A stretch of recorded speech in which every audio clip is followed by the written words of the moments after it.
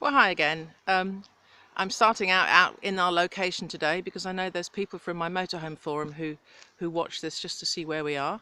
We're still on the sort of edge of Prague and Poland at this place called Hradek Kralove, which I'm probably saying wrong. I'll show you properly. It's this lovely wild campsite. They call it wild. It means it's not an official campsite. There's just one other truck here. Another one around the corner. Lovely big area, lovely and leafy and wooded area for Pip to run in, and it's really nice and big. It's been so peaceful. It's strange at night with absolutely no light outside at all. You're sitting in your cosy van, but you're aware that you're just in the wood in the dark. And what made it worse last night was that we could hear dogs howling, and it's of course Halloween on the mind. And I had read somewhere that she said that there were loose roaming dogs, and she may have been talking about people at the campsite, their dogs, but as we could hear barking most of the night, we did wonder if there were any feral wild dogs outside.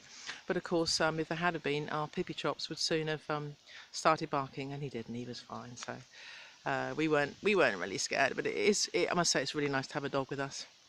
So that's where we are, Hradek Kralove, or Hradek Kralove. I'm quite sure that isn't how you say it.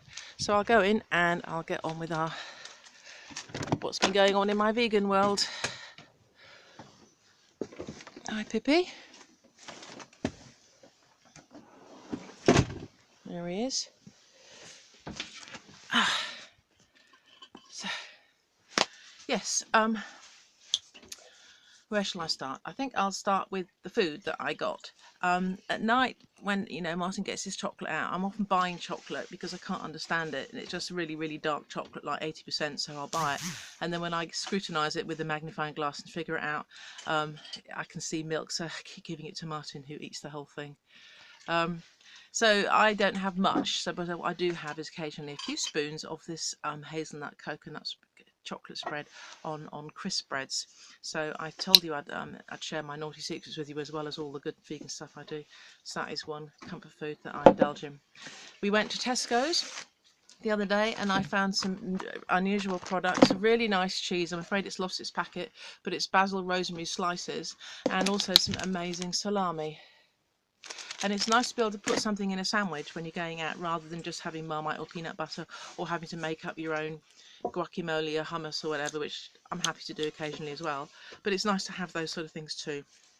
And I got some chili infused tofu, which sounds quite promising, and also a regular one, which I'll probably blend into a quiche or something.